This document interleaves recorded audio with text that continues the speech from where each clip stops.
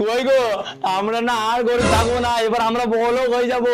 আমাদের কাছে বড় বড় বাংলো থাকবে। আমি না একটা ব্যবসা শুরু করেছি। হ্যাঁ, তা কি ব্যবসা শুরু করেছো তুমি? আরে আমাদের পাকা রাস্তায় চাউমিনের দোকান খুলেছি। কি হলো, মুখটা কথা আলুর মতন করছো কেন? আরে ওই চাউমিনের দোকান করে কে বড়লোক হয়েছে?